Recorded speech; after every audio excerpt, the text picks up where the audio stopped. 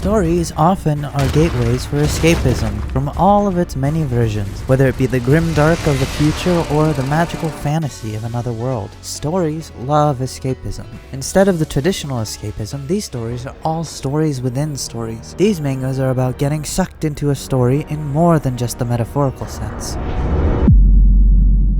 This is a world where calamity struck. Towers and dungeons appeared across the land, birthing monsters. As these monsters rampaged throughout the world, people slowly started to gain the power to push back against the dark.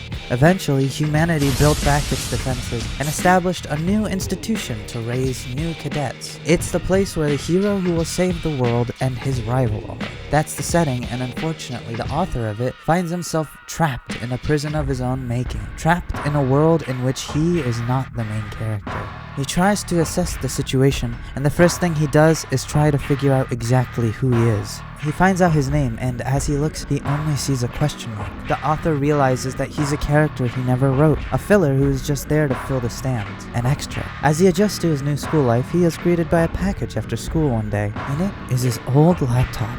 Unfamiliar messages pop up and he is synchronized with a new character, and therefore a new name and new stats. As the synchronization completes, the author is now Kim Ha-jin, and the question mark around his face shatters. Under it is not a character, but the author's real face. Mangas like this are so creative and especially engaging because they hyper-focus on what's most important to any story, the characters. All of the characters are so interesting, but the depth to which they are explored is wonderful. I love how the novel's characters and how the author himself grows. The manga does an especially good job of showing how being the main character can kind of be boring. Also, if you're thinking that this will be exactly as the author planned the entire time, don't worry, there are far more than just a few twists and turns. I'd give this a solid 8 out of 10 skulls. It's a solid story with solid characters and fun pacing.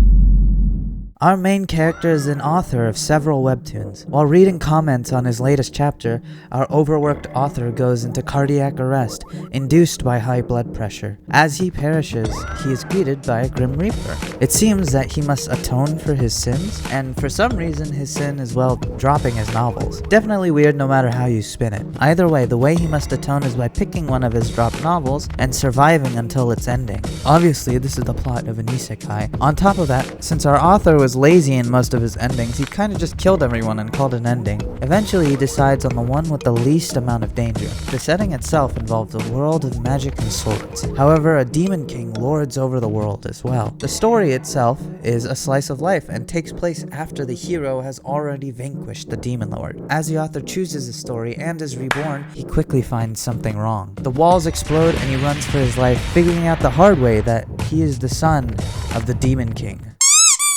The art isn't revolutionary and neither is the story. It's a little silly and it only has 23 chapters, but it's a fun read. If you don't mind your story a little silly, then I'd recommend this for you.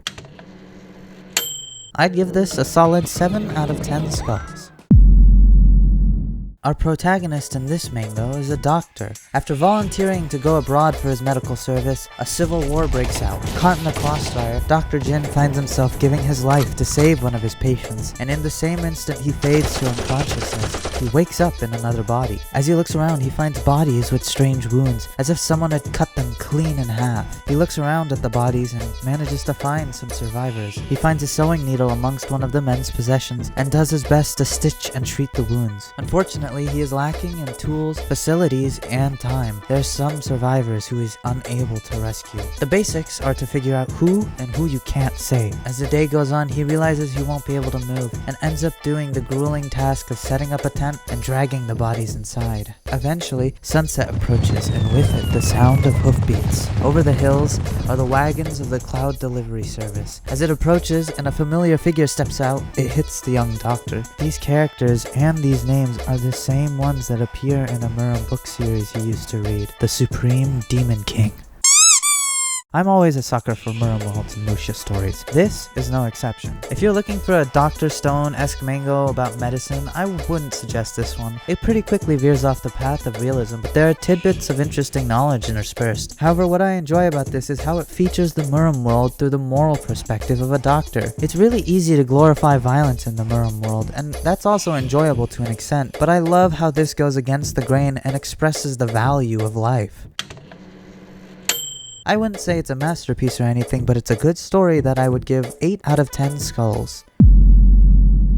Suho Kim wakes up laying on a dirt road. As he looks around, he sees unfamiliar surroundings, and he is greeted by a figure who looks strangely similar to the description of the figure in the novel he was reading last night. After a moment, he realizes he's in the body of a small-time noble. He is now known as Lloyd Frontera, and the Frontera family, unfortunately, is in quite a lot of debt. Lloyd Frontera is promptly escorted back to his estate, and the next morning, his mother demands that he goes to apologize to the bar which he trashed. He has his gripes, but goes anyways. Along the way, he notices that villagers seem to be extremely wary of him, and Javier tells him that it's because he goes around wrecking stuff. Eventually, he finds the barkeep and apologizes to him in a less than courteous manner. On his way back, he can't help but notice that there's no indoor heating system other than a tiny fireplace. While ruminating on this, a sudden burst of ideas fill his head. Since he majored in civil engineering and has extensive knowledge of architecture, he can make back their debt by making infrastructure.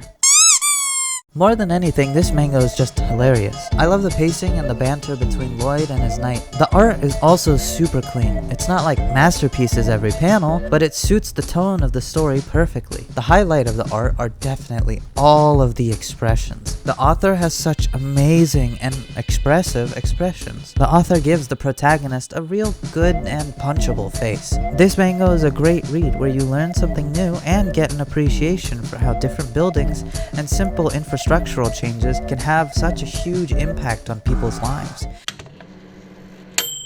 I really enjoy this story, and I'm a big fan of isekai stories, so I would give this a 9 out of 10 skulls. Our protagonist is, or was, a normal college student reading a novel he liked. However, when he finished, he found himself in the body of Shion, a character in the novel. Shion is the aide of a high-ranking duke, Serpens. Serpens is an outstanding noble with impeccable manners and a vast amount of knowledge. His reputation is nothing if not flawless. As such, he was set to be the next master of the Holy Sword. However, the Holy Sword would end up choosing someone else, and on that day, Serpens is consumed by darkness and becomes the main villain of the novel, and Shion is his aide. This manga is a solid snack. It's fairly short, and as it's coming out, it's an enjoyable and relaxing read. The art is good enough to catch the eye, and how the story explores the Duke's characters and backstory while Shion tries to prevent him from becoming the villain is a fun tango to watch. I think this is a short and sweet read that is good to keep up with for anyone interested in the sucked into a novel hook. I personally enjoy this, but the charm might be quick to wear off for some. I give it a decent 6 out of 10 skulls. Normally I would end it on 5, but the video is a bit short, so I thought I would throw in another one.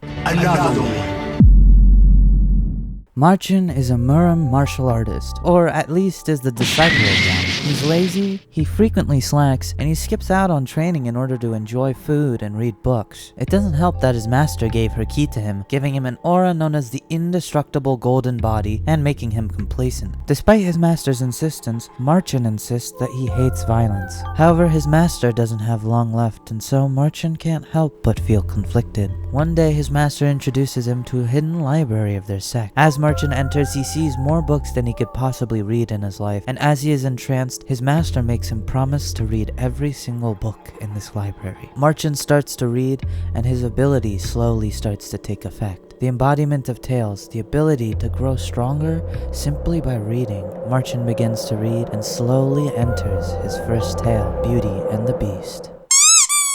This manga has an amazing hook. I even stole Marchin's ability for one of my D&D characters. The art is really unique and has a bright, high contrast look. Other than that, I would say the story itself is a little lacking. It feels a little generic, but I would absolutely recommend this, if not only for the art. I give this 6 out of 10 skulls. That's all for today. Don't forget to like and subscribe. Happy reading!